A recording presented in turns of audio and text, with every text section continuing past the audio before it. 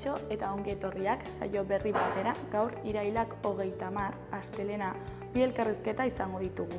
Alde batetik, Maialen Marin izango dugu, Gaiarre Antzokiko komunikazio arduraduna dena, eta udazkeneko programazioa aurkeztera dator. Eta beste alde batetik, Ines Castiella izango dugu, Nafar Ateneotik datorrena. Eta honek, urrian prestatu dituzten hainbat jarduera aurkeztuko dizkiogu. Baina hauekin hasi baino lehen, goazen gure betiko edukiarekin.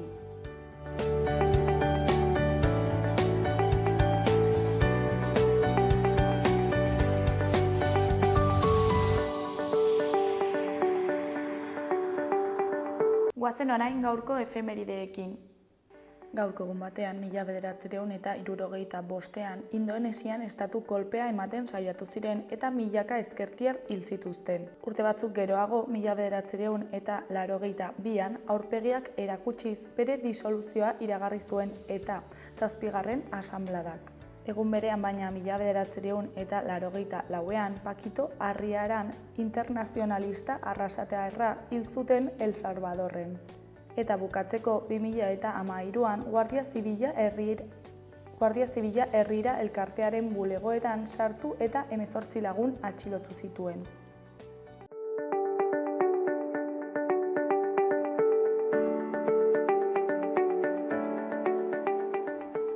Errepasatu dezagun aste honetarako agenda.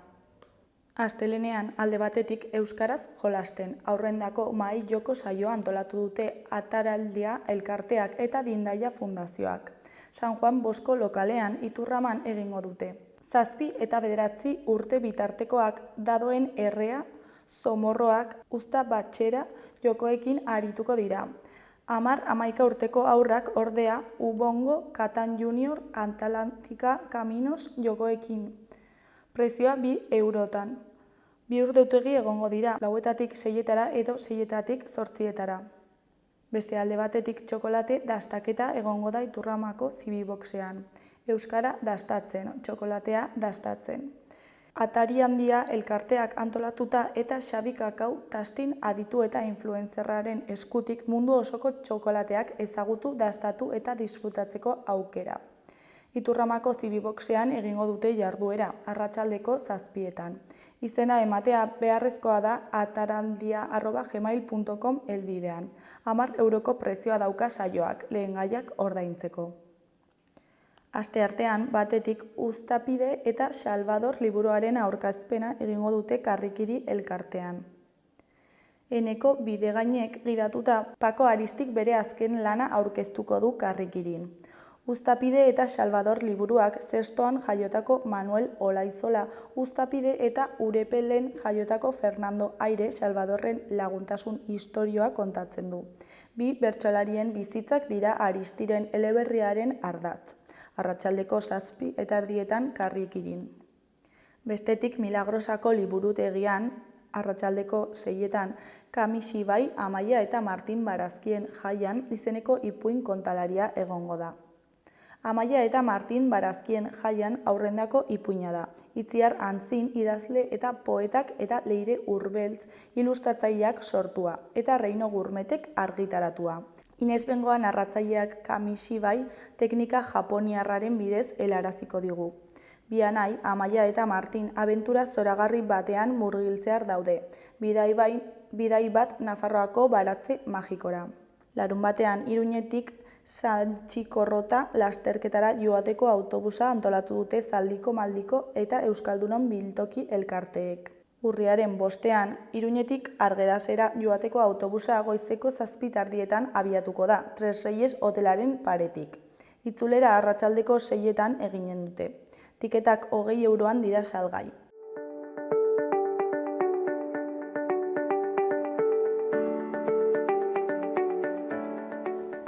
Ikus dezagun gaurko egunkarien azalek zer dioten.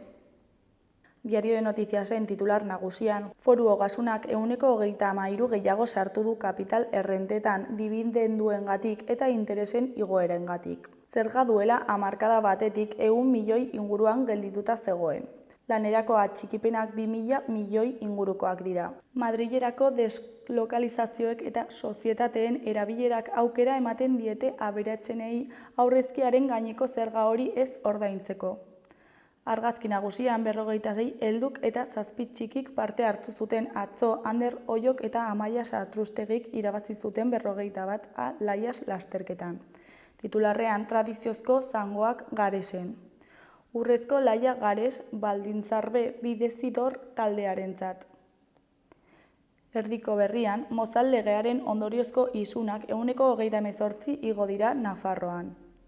Foru parlamentuak murriztatzaileetzat jo du araua, zaharpen kode neurrigabea duelako. Hori koloreko berrietan, goikoan, 3. liga hasiera onena Morenorekin. Behekoan, Pogakarrek giroko, turreko eta munduko txapelketako 3koa lortu du. Ezkerreko berrian, zinemaldiko zuzendaria den Jose Luis Rebordinosen hitzetan, zezenei buruzko polemika ulertzen dut, ez zentsura. Eskuineko berrietan, alde batetik alderdi eguna barne berrikuntzako prozesua indartzeko. Beste alde batetik manifestazio historikoa Elizondon osasun publikoa eskatzeko. Azkenik eskuin muturrak garaipen lasaia lortuko du Austrian. Diario de Navarraren titular nagusian mendekotasunak dituzten Nafarroako 10 gaztetik 6 ikastaroa errepikatzen dute. Foru erkidegoan besteetan baino lehenago alkohola edaten da, 13,8 urtetik aurrera. Argazki nagusian atzo Elizondoko kaleak zeharkatu zituen manifestazioaren une bat. Titularrean, Elizondok mediku gehiago eskatu ditu berriro. 100 herritarrek protesta egin dute herriko osasun zentroan langilerik ez dagoelako. Eskuineko berrietan, alde batetik, espetxe zigorra eskatu dute 2 nekazarientzat Izar Beibarren izandako sute batengatik. Javier Buron Natsubitzako zuzendari gerentearen hitzetan, etxebizitza librea eraikitzea ez da irtenbidea, prezioak igotzea eragingo luke. Jarraian estatuko 2 oposizio etenda galderak iragazteagatik. Goiko berrietan, batetik, Osasunaren eta Brianen gau magikoa. Bestetik, 1000 pertsona osesko lagunarteko partidan. Amaitzeko, Pogakar munduko txapelduna. Gararen titular nagusian, EAJak martxoaren 30ean bozkatuko du aldatu beharrekoa aldatzeko. Iazko zifrak gainditu ez zituen alderdi egunean, Ortuzarrek Kennedyri agindu zion bere etorkizuna ez argitzeko. Ez galdetu zer egingo dudan nik, galdetu zeuek zer egin behar duzuen. Argazki nagusian, Libanoko eraikin batzuk suntsituta. Titularrean, Iranen zain Israelek Libano suntsitzen jarraitzen du. Hezbollaren aurkako erasoak, Teheraren aurkako erasoak dira. Are gehiago horietan Irango guardia iraultzaileko hainbat goi kargudun hil direla kontuan hartuta. Iartolen herriak erabaki zaila du aurrean. Ordea, provokazioei ez erantzuteak ahulezia erakusten du, baina erantzunez gero, ahulezia hori agerian gera daiteke. Beste kalkulu batzuk ere badaude jokoan, besteak beste AEBetako hauteskundeen gertutasuna. Erdiko berrietan, goikoan, azidotzea planetaren 7. muga hondamendiaren aurrean. Behekoan, Isidro Esnaolaren analisia dugu. Txinako merkatuak mendebaldeko enpresentzat duen garrantzia. Goiko berrian, independentziaren bidean herritarrak aktibatzeko deia egin du sortuk. Ezkerreko berrietan, goikoan, traslados dokumentalaren zuzendaria den Niko Gil Lavedraren hitzetan, Argentinako gauzarik gogorrena isiltasun itun hori da. Behekoan, Pogakarrek beste koska bat egin du txirrindularitzaren historian. Euskal Herria Irratiaren titular nagusian, gol festa gogoangarria. Gizonezkoen osasunak garaipen ikusgarria lortu zuen Bartzelonaren aurka. Larunbat arratsaldean Sadarren jokatutako norgehiagokan. Gol festa eder horren ondoren osasuna 7. da 14 punturekin. Puntu kopuruan berdindurik 4. eta hartara txapeldunen ligako postuan dagoen Atletikekin. Goikoan Fermin Artolaren hitzetan oso kontent gaude. 4.000 kilo elikagai bildu ditugu. Zaporeak elkarteak larunbatean Iruñerriko zenbait saltokietan elikagai bilketa egin zuen. 4.000 kilo jaki eskuratu zituen. Hemendik 3 astera edo iritsiko dira Greziako errefuxiatuentzako kanpalekuetara. Behekoan, Koldo Martinezek utzi egin dio Iruñeko zinegotzi izateari. Iruñeko udaleko zinegotzi akta utzi eginen duela iragarri du Geroabaiko kideak, arrazoi pertsonal eta osasunekoak tarteko. Javier Leozek hartuko du bere tokia.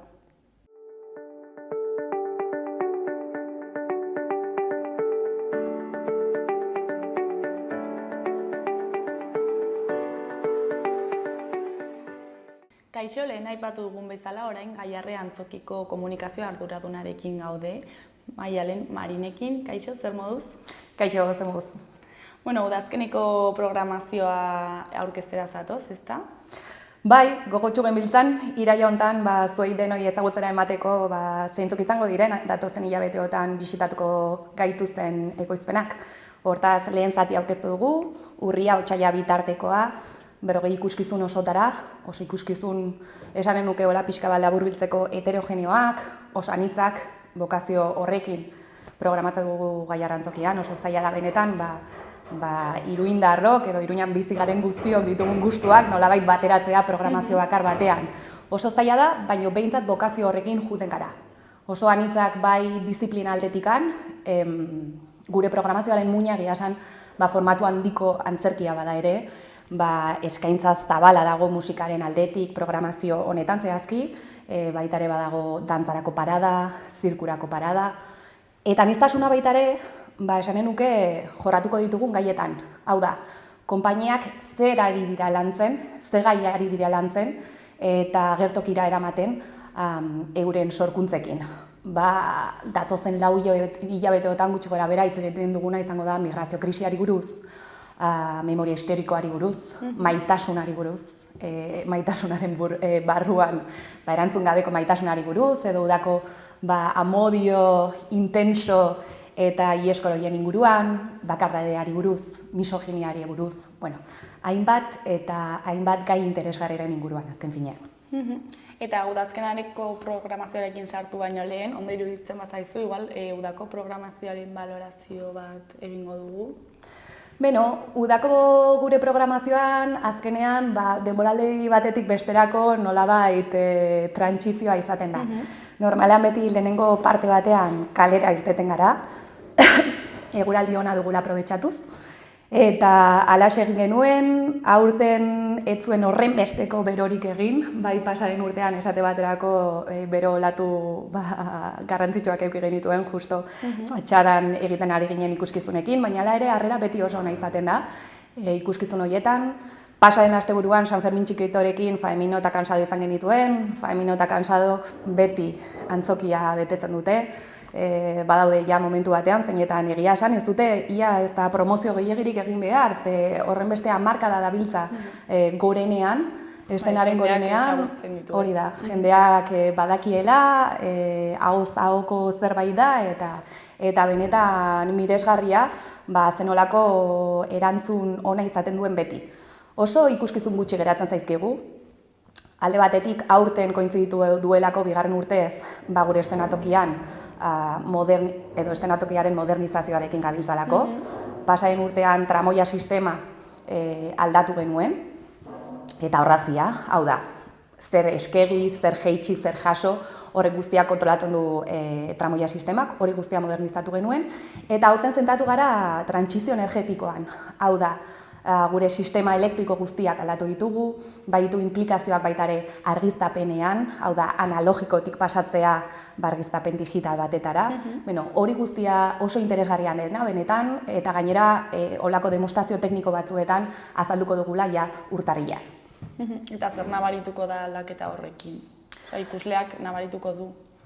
Bai, ikusleak nabarituko du eta demonstrazio tekniko horietara baldin badator are gehiago ulertuko du. Pentsatu ze garrantzitsua den gaur egun ekoizpenetan argiztapena. Ezta? Ze azkenean argiztapen batekin margotu egiten dugu nolabait eszenatokia eta baita ere atmosfera bat sortu, sentsazio bat sortu. Oso gai interesgarria da, behintzat nik barrutik bizitzen dut eta benetan interesgarria da. Eta beste ondorioetako bat, ez dena txikia, nioena, trantsizio energetikoarena, azkenean aldaketa klimatikoaren erronka horri heldu, eta baita ere, ez bakarrik Aiar antzokia, antzoki guztiok eta exhibizio sala guztiak horretan gabiltza, aldaketa hori, trantsizio hori egiten, eta ez dago etorkizunik, hau da, orain egin beharreko aldaketa bat da, eta horretan dihardugu aste hauetan ere, apurtxo bat ja, baina amaitzear. Eta hori, udako balorazio horrekin jarraitzeagatik, nabaritzen duzue udan harrera jeisten dela? Igual jendea oporretan dago, ez dakite guraldia, igual ez du gonbidatzen antzokian sartzera, ez dakit. Justo uztaila eta abuztuan guk egiten duguna da nioena ikuskizunak ateratzen ditugu kalera. Ez ditugu ikuskizunek egiten antzoki barruan. Kanpoan. Bai, kanpoan egite ditugu. Fatxadaren aurrean, eta hortaz, bai, egia esan, Iruñan, urtetik urtera egia esan, udan, geroz eta jende gehiago dago, ez da duela 15-20 bat urtetako kontua. Eta hortaz, egia esan, Carlos Hirugarrenaren etorbidetik beti jendea pasten ari da, eta normalean beti harrera oso ona izate dugu, eta gure irakurketa oso positiboa da. Ez gurea bakarrik baizik eta konpainiena berarena. Gero ja, iraia parte horretan berriro ere bueltatu egiten gara, ikasturte hasita, bueltatu egiten gara berriro antzoki barrualdera, eta harrerare oso ona da, gu iraia hasieratik jendea antzokian sartzen da galdetuz noiz aurkeztuko dugun denboraldi berria. Hortaz nolabait jende asko gure programazioaren esperoan dago eta gu poz-pozik horregatik. Eta udan, kalean izan da, doainik dira ikuskizunak? Bai, fatxadakoak izate dira sarrera librekoak. Bai, ez dago sarrera zertan hartu beharrik. Eta zuek hortik nola lortzen duzue dirua edo... Bueno, azken finean gu udal fundazio bat gara, udal fundazio publiko bat, ez? Esaten dugunean doainik, gauza bat da ikusten duen jendeak ez duela ordaintzen. Baina noski konpainiak bere katxe bat duela eta ordaindu egiten zaio, guk gure aurrekontua dugu, eta hori programaziotik eta zuzendaritzatik sopesatu edo nolabait egiten da, ze puntutara arte, ze prezio ipintzen zaion honi, zer ez, zergatik ez duen, zergatik duen, katxeak ikusi konpainiekin eta hori guztia. Eta, ja, azkeneko programazioa prest dago, ezta? Eta zenbat denbora egoten zarete gutxi gorabehera hau antolatzen? Zakitzuk hor zauden edo ez, baina... Ni komunikazio aldetik lantzen dut. Egia da, nik privilegio handia daukala, behin programaziokoek ixten dituztenean ikuskizunak, hurrengoan ni naiz, kate horretan, hortaz ni denbora nahiko txorekin jakiten dut zeintzuk diren helduko zaizkigun ikuskizunak. Eta bai, lantzerako orduan zenbatekin, kulturan oso normala da denbora askorekin funtzionatzea. Hau da, pentsa, bira internazional bat izaten baldin badugu, batzutan gerta daiteke 3 urte lehenago prestatzen egotea.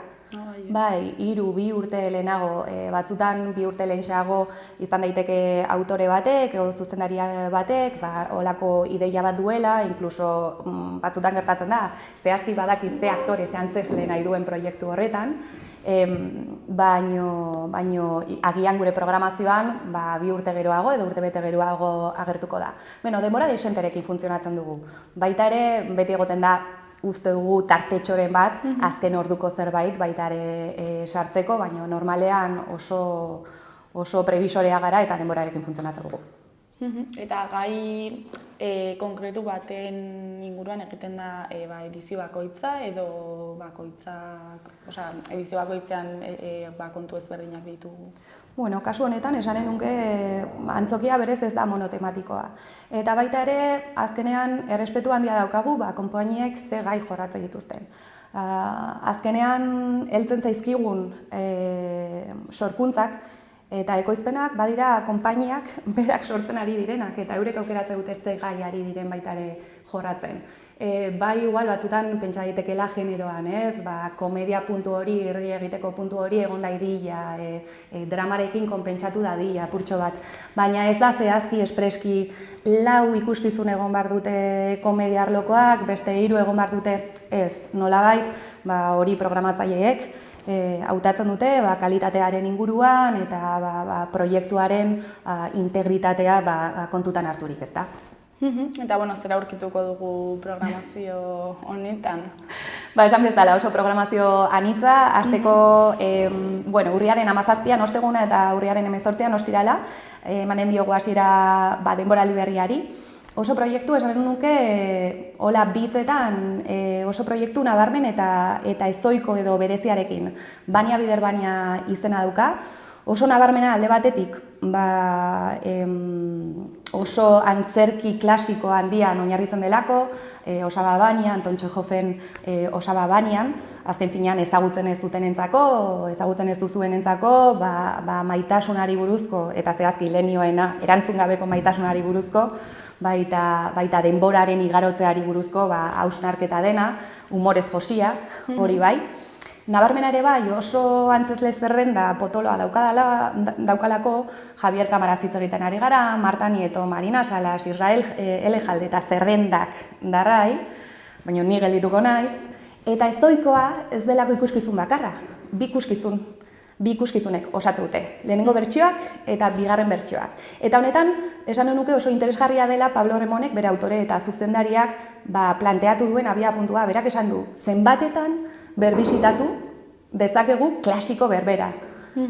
Eta berak esan du, estenaratze infinituak egon daitezke, segun eta ze galdera egiten dizkiogun, eta berak bi ikuskizun planteatu ditu, hau da, bi ikuskizun desberdin, bi estenaratze desberdinekin, Osaba Bania horri hurbilduko gatzaizkio bi modu desberdinetan, eta antzezle berberak bi ikuskizun horiek antzestuko dituzte. Hortaz, nik esan nuke, antzerkitzalientzako gonbidapen bikoitza dela, antzerkitik datorkigun bariketa potolo hau, ezta, bi egunetan aukera ikusteko bi estenaratze erabat desberdin, klasiko berberetik abiatuta, eta hori bai, bertso bakarra ikusi nahi dutenek, arazorik ez dago inongo arazorik, bakarra aukeratu dezaket ere bai.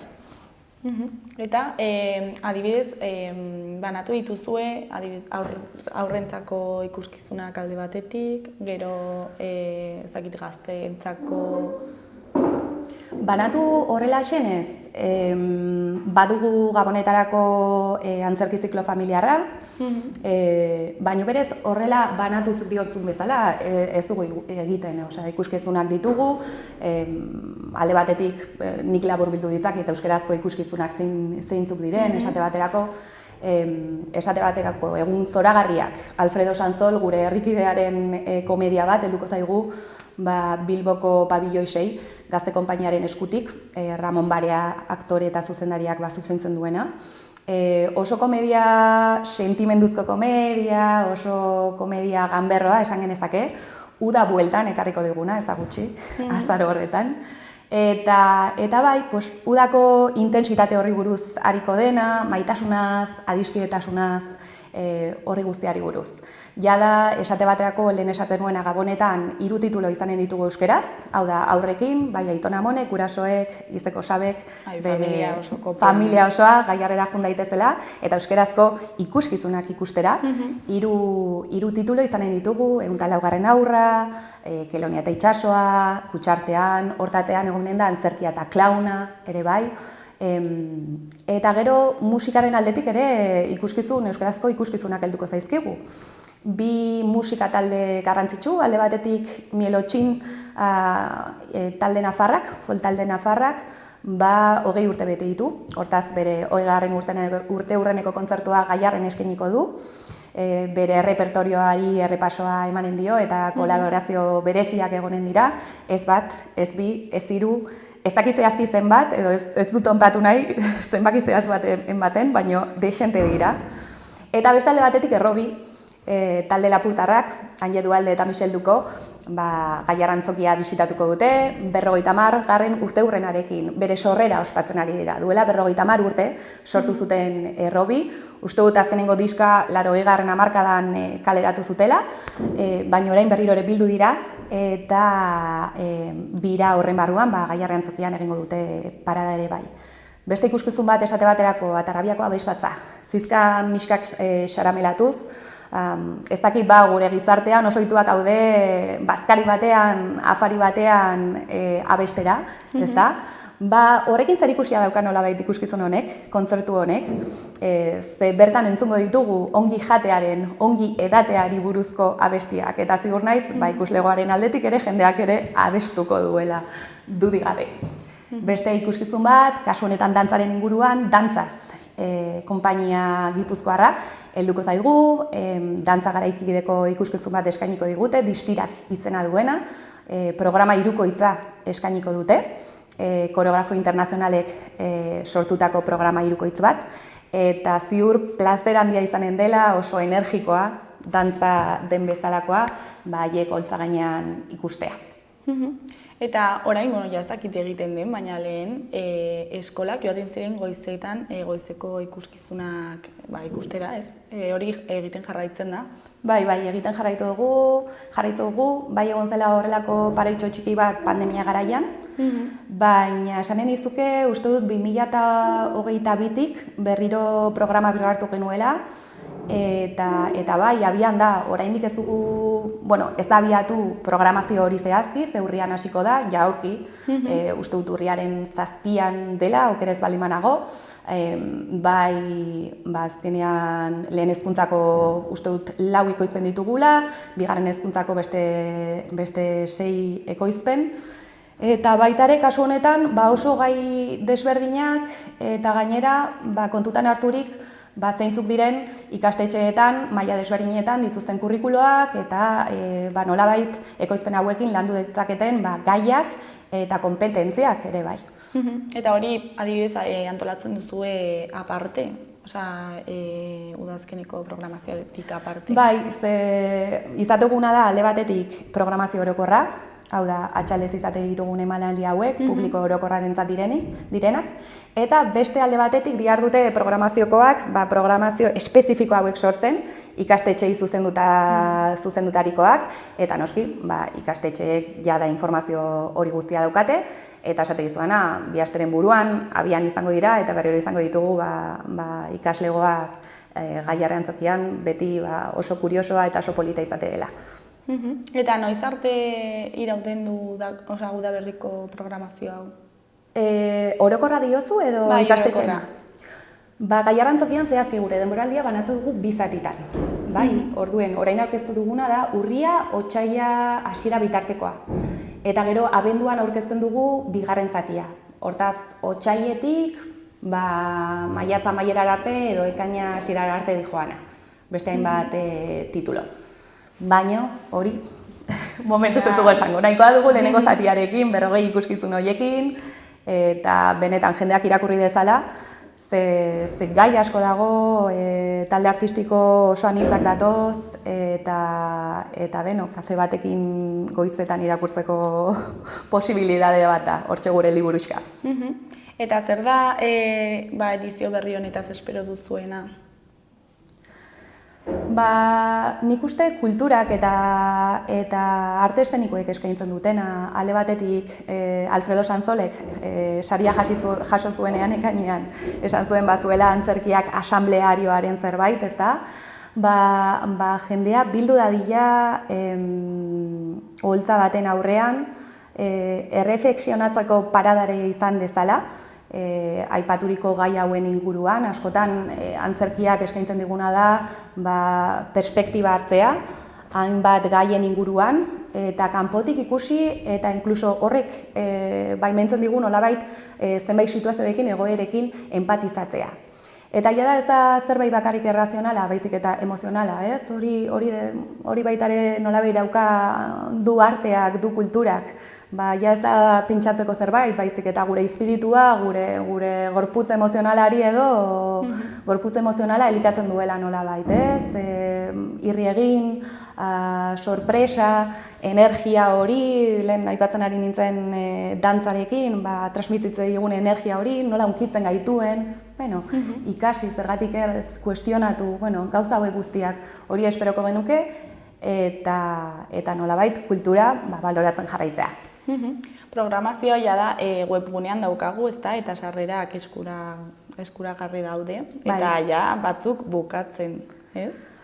Bai, bai. Sartu nintzen atzo begiratzera eta batzuk agortuak daude leku batzuk. Bai, eromena izaten da batzutan, eta ze azkar amaitzen den, baino egia da, jendearen harrera beti oso ona izaten da. Eta bai, badaude batzuk, Mastodonte esate baterako musika arloko eskaintza bat dena, Asier Etxeandiarekin eta Enriko Barbarekin agortu da, itxaron zerrenda bat daukagu prest, bertan jendeak nahi izan ez gero izena eman dezaten, baina egia da Mastodonte pasa den urtetik zetorrela, atzeratu behar izan bai genuen, horregatik jada baitara amaitu da, baina badaude beste batzuk, Las Asambleístas, Las Keto Prezan, Silvia Abril, Maribel Salasekin, komedia bat baitare gure liburuxkaren portadan agertzen dena, ia amaitzear dagoena, eta horrela beste hainbat. Egia esan harrera oso positiboa da, baina ni baitare esan nahiko nuke, edo gonbite bat egin jendeak deskubritzeko puntu horekin joan dadila gure programazioa irakurtzera. Egon behar dugu prest, edo behintzat nik horrela hartzen dut kultura arloa esparru guztietan, baitare ikusle bezala. Deskubritu batzutan, baitan daiteke kontzertu batera nijoala, edo ikuskizun batera nijoala, eta agian ez dut erabat gustoko izan, ez nagunkitu, ez zaiteldu, baina beste batzuetan kontrakoa gertatzen zait. Eta hortaz ona da beti ere baitare kulturalekiko kuriositate puntu hori mantentzea. Eta badaude ikuskizunak urtero errepikatzen direnak? Gertatza batzuetan ikuskizun batek denboraldi batean edo denboraldi batean baino gehiago presente egon daitekeela. Esate baterako, Juan Diego Boto, aurten izango dugula bai Oholtza gainean ikuskizun batekin, eta beste ikuskizun batean egiletzan dago. Baina Juan Diego Boto duela urte batzuk eta jende askok oroituko du Una noche sin luna antzeslanarekin heldu zen, bertan Lorca hezur mamitzen zuen, kritikak eta ikuslegoak bat egin zuten erabat esateko, jende asko oraindik bueltatzen da esanez, bueltatuko alda Una noche sin luna. Eta hori behin baino gehiagotan bueltatu zen, Jose Sakristan baitare pasa den urtean edo duela bi ez nago ziur, Miguel Delibesen eleberri baten antzerki egokitzaperarekin beste behin ere bueltatu zen. Gerta daiteke behin baino gehiagotan bueltatzea, eta gu gainera oso konektatuak gaude ikuslegoarekin eta entzute ditugu. Hortaz, bai. Bueno, Maialen, ja bukatzeko, ez dakit zerbait gehiago komentatu nahi duzun, edo zerbait ahaztu zaigun. Ez, zaila da batzuetan programazioari begibista bat eta hola labur biltzea, hortaz badaude esan ditugunak edo aipatu ditugunak, baina askoz ere ikuskizun gehiago, benetan konbitea jendeak lasai bere etxean gure webgunean sartuz edota antzokitik pasaz eta liburuxka bat inprimatuta hartuz, hartu dela demola, lasai ikuskizun horiek guztien sinopsiak irakurtzeko, eta kuriositate horrekin, ojala gaiarre antzokitik pasatzea datozen hilabeteotan. Bueno, Maialen, mila esker gurekin hitz egiteko tartetxo bat ateratzeagatik, eta ea zer moduz baten den udazkeneko programazio hau. Zuei mila esker gurren arte.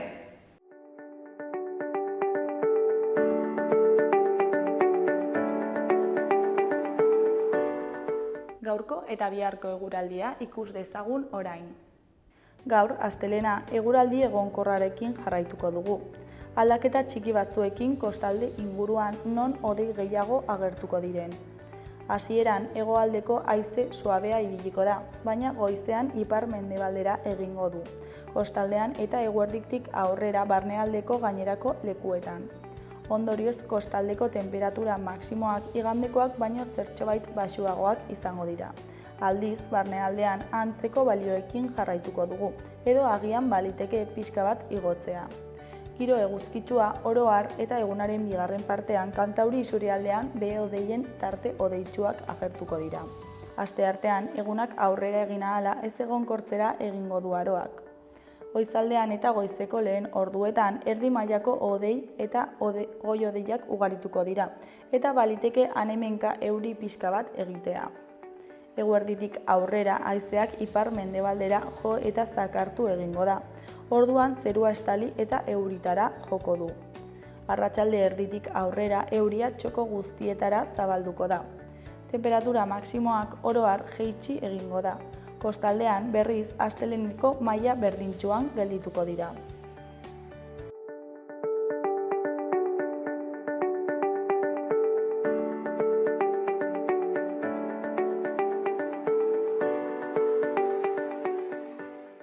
Kaixo, lehen esan dugun bezala orain Ines Castillarekin gaude, Nafar Ateneotik datorrena. Kaixo, zer moduz? Kaixo, egunon, ongitazu. Osa, ongi baita ere. Bueno, urriko programazioa aurkeztera zatoz, ezta? Baina horrekin sartu baino lehen, igual kokatzeko lehenengo kontatu guzu zer da Nafar Ateneoa. Bai, Nafar Ateneoa da ekitaldi kulturalak sustatzeko asmoa duen irabazi asmorik gabeko elkarte bat kultura bere alor guztietan.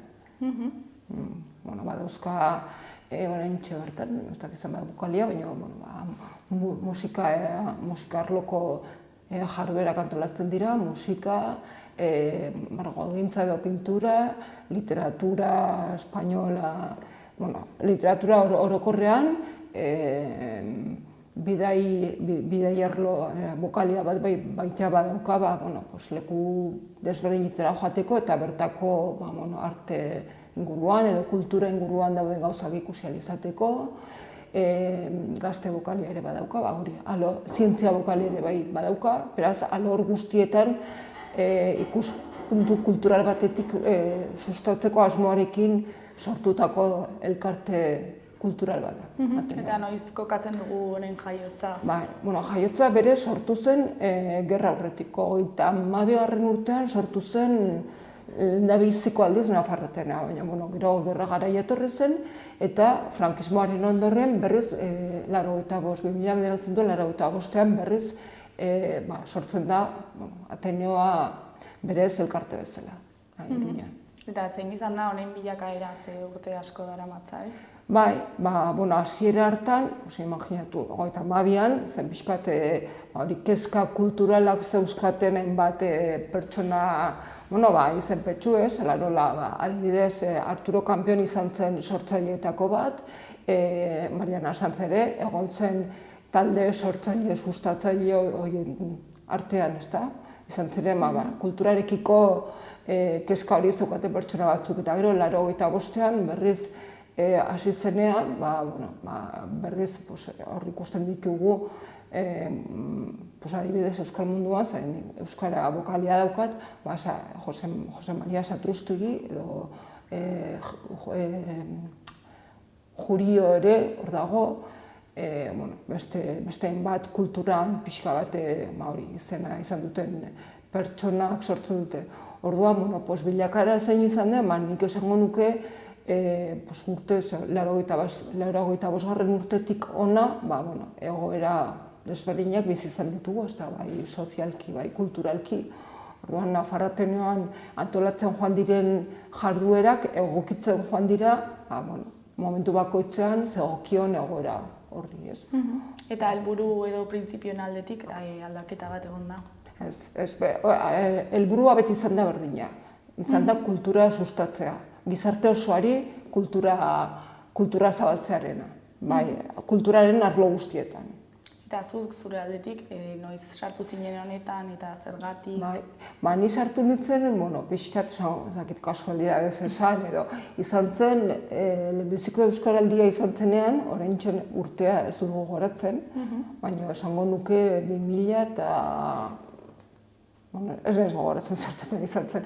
Kontua da, irakurle taldeak koordinatzen ere banabilela, eta irakurle taldeen dinamizatzaile batzuen artean, pentsatu genuen Euskaraldia momentu hona izan zitekeela euskarazko irakurle taldeen topaketa bat antolatzeko, gaztelera askoak bai, baina euskarazkoak ez dira, ordura arte ez ziren inoiz egin.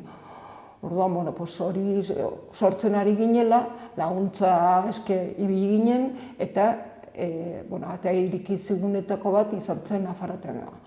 Orduan, Nafar Ateneok lagundu zigun, Euskaraldia izan zen lehenbiziko urtartan, ez dut horitzen urte horrentzen, topaketa antolatzen lagundu ziguna.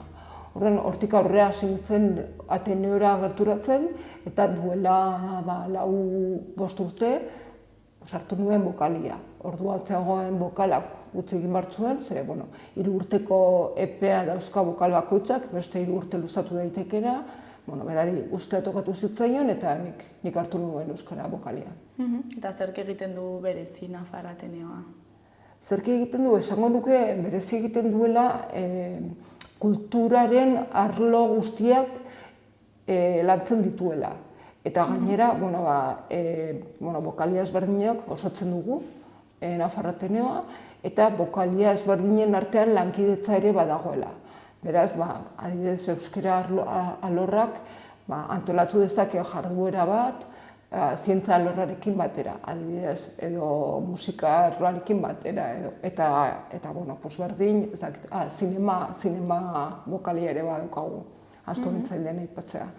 Zinema bokaliak ere antolatu dezake zientziarekin, edo euskararekin, edo artearekin, edo, esan nahi dut, interesgarria dela, kultura oso hitz zabala da, alor asko dauzka, eta interesgarria da baita alor ezberdinen artean, elkarlan horren emaitzak ikustearena, aberasgarria da, iruditzen zaidik, bai gizartearentzat eta bai kulturarentzat. Eta zein da euskararen lekua honetan? Euskararen lekua? Euskara bokaliatik, euskara esango genuke, nik behintzat pixkat ikuspuntu hori daukat, pixkat transversala izan behar duela, euskara berez hizkuntza bada. Orduan, euskal kultura ere badago, noski, baina lehen esan dugun bezala, kulturak arlo asko jasotzen ditu bere baitan, ez?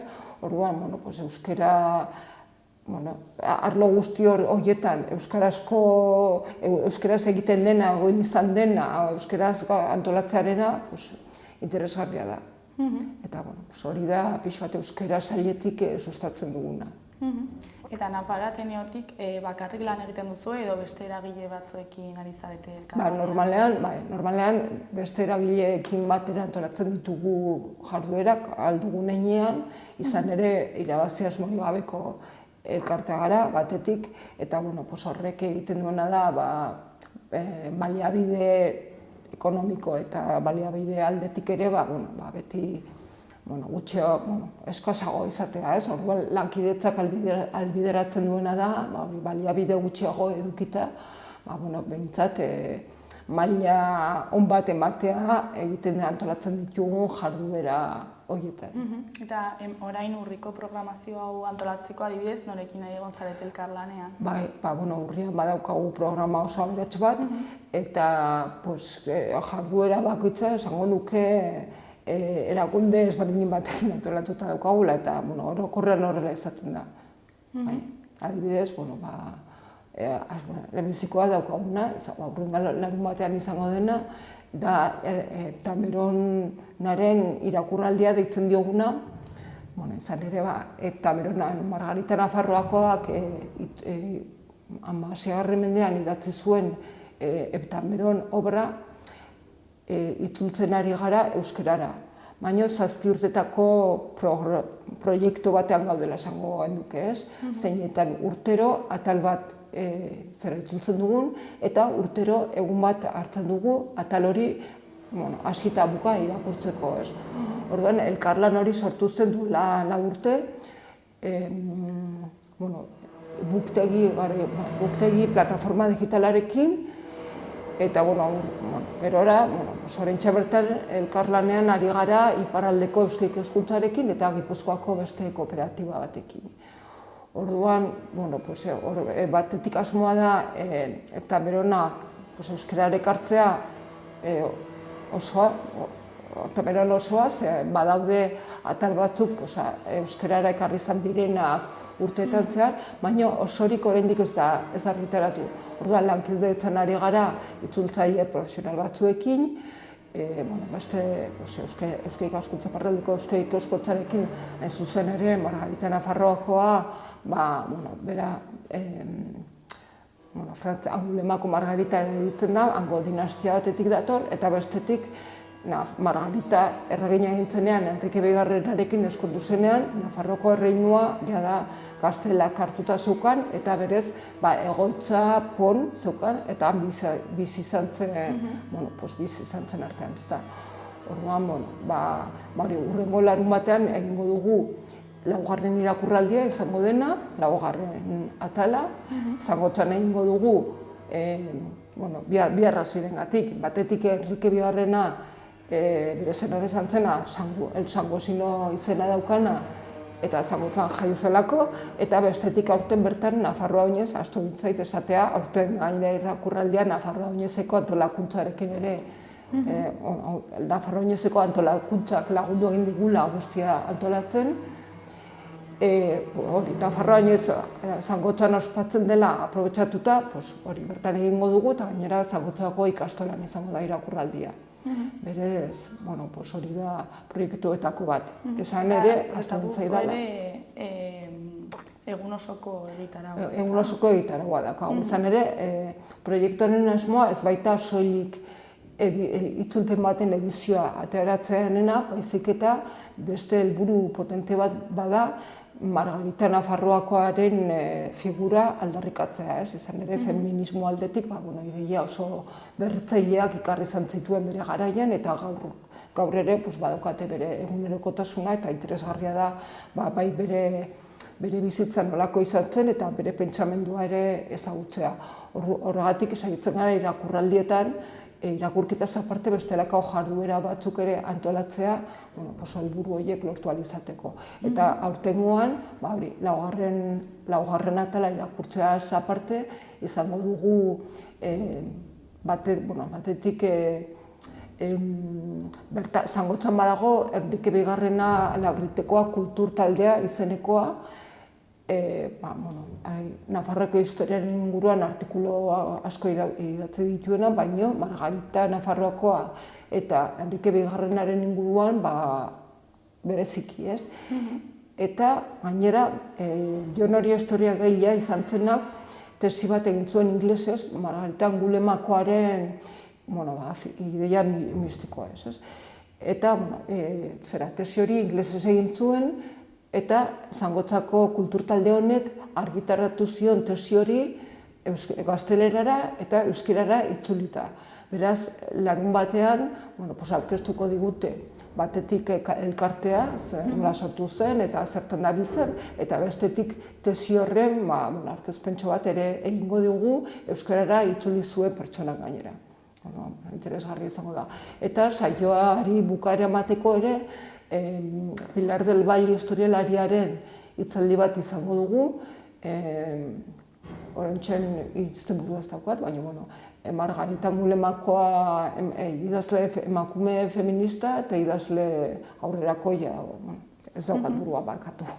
Eta hitzaldi hori lagunduko du Heptameron izeneko abesbatza. Heptameron abesbatza da, Iruñan sortu zen duela, uste dut 2017an, Iruñeko ganbara abesbatzaren baitan eta emakumez soilik eratutako abesbatza da.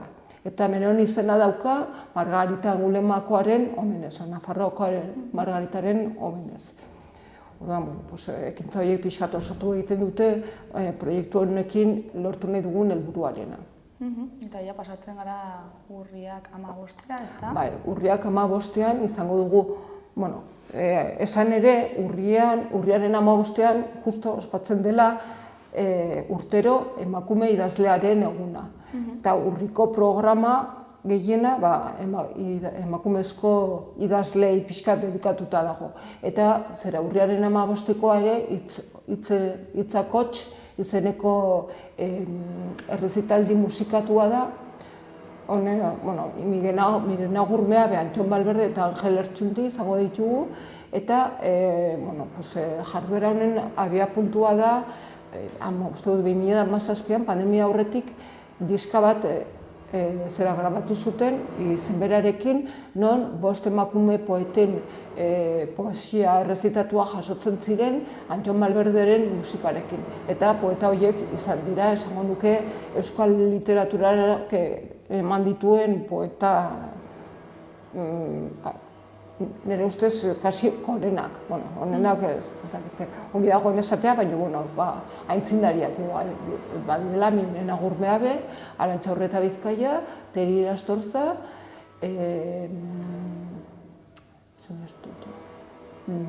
Jone Oikotxea eta zeinaztu zen, Mirena Gurmeabe, Arantxa Urreta Bizkaia, Teri Irastorza, Itxaro Borda eta Jone Oikotxea.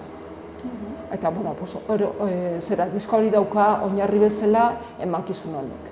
Orduan, ordu beteko tartea saioa izango da, nire Naur Behabek errezitatuko ditu poema batzuk, Angel Lertxundik poesiaren, emakumezkoen poesiaren gaur eguneko hitz batzuk esango ditu, eta guzti hori Anjon Valverderen musikarekin lagunduta. Hau kondestablen egiten dugu Iruñeko udalarekin elkarlanean. Hilabetero jarduera bat izaten dugu Iruñeko udalarekin eta urrikoa hau izango da. Eta gero, hurrengo egunean ja hasiko da hurrengo jarduera, ezta? Bai, hurrengo egunean hasiko da, antolatutu dugun ziklo baten lehenbiziko saioa, ezta? Ziklo horretan ikusgarritasuna, helburua izan da ikusgarritasuna ematea 2021 argitaratzen bukatu zen antologia bat, ez? Eta antologia hori Princepe Biana Nafarroko Gobernuko Kultura Sailak bultzatu zuen antologia bat da, Nafar idazleen euskal literaturaren antologia izena daukana, eta 4 librukiz osatuta dago, eta bertan jasotzen dira Erdiarotik gaur egun arte euskeraz idatzi izan duten egile nafarren antologia. Orduan, 4 saio edukiko ditugu, 16 lehenbizikoa, eta hurrengo 2 astezkenetan hurrengoak, eta azaroaren lehenbiziko asteartean 4. Eta bertan, antologian parte hartu izan duten 4 pertsona egongo dira, garai bakoitzeko idazleez solasean. Eta hau non? Eta izango da, hori egingo dugu Ansoleaga aretoan, mankomunidadearen egoitza berrian dagoen aretoan, zuzen ere.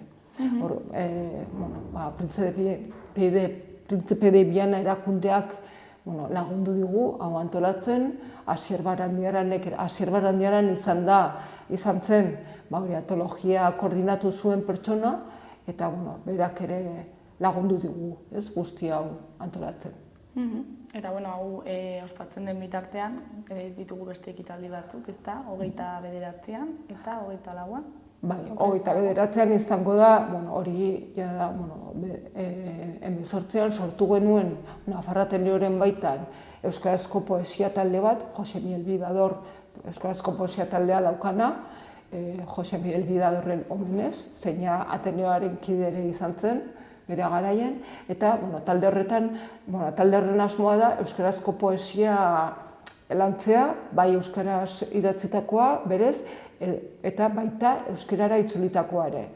Orduan, hilabetean behin biltzen gara, eta hilabetero azkeneko astearteetan, Nafarratenoren egoitzan, arratsaldeko 7etan, aukera ere badago online segitzeko, izan ere pandemia garaia, guztiak etxean geratu ginenean, orduan ireki genuen online aukera eta mantendu izan dugu, taldea bere zirikia delako, ez dauka, batek parte hartu nahi baldin badu, ez dauka zertan kurtso hasieran izena eman behar, baizik eta posibilian hilean lantzen dugun egilaren poemarioaren arabera interesa daukan edo nork parte hartu dezake. Nafarratenean biltzen gara edo online ere segitzeko aukera badago. Eta abarkatu. Eta aurten landuko dugun liburua izango da Maite López Laserasen poeta andreak. Eta jarduera hauek prestatzeko, noiz hasten zarete gutxi gorabehera prestaketekin? Kurtso hasieran buruan badaukagu pixka bat zer da urtean zehar landu nahiko ditugun ekintzako ekimenak.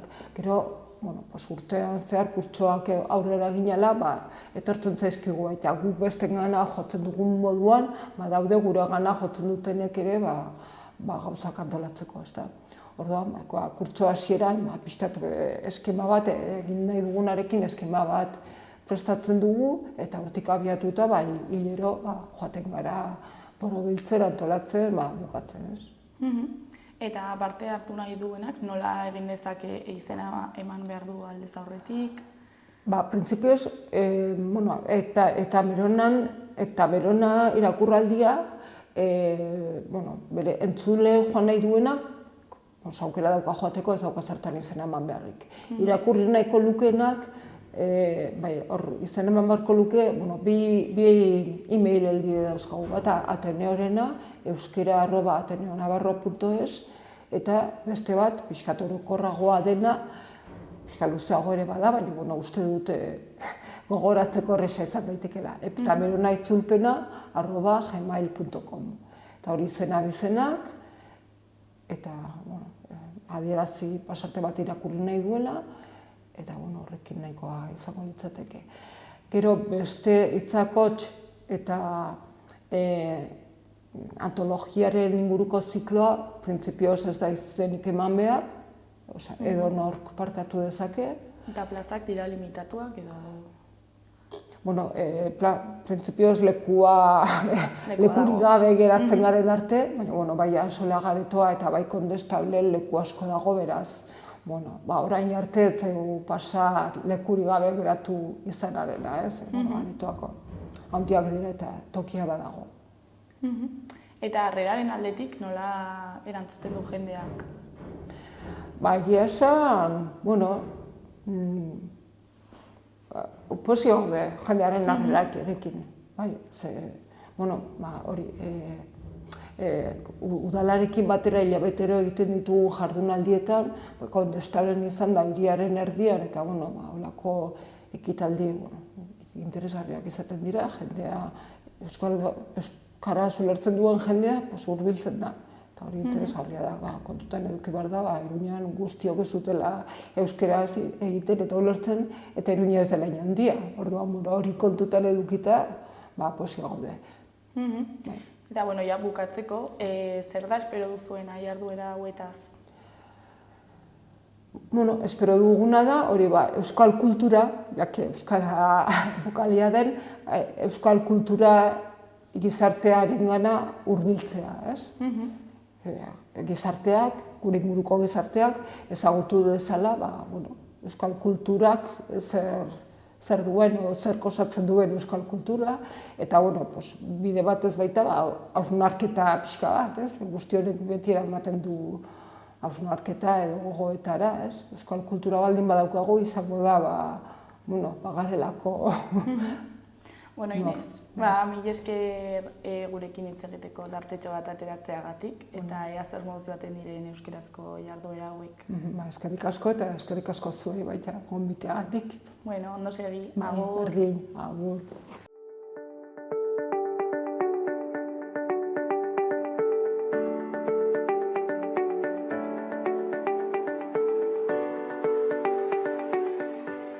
Gaurkoz, hau izan da dena, bihar itzuliko gara eduki eta elkarrizketa berriekin. Mila esker, agur.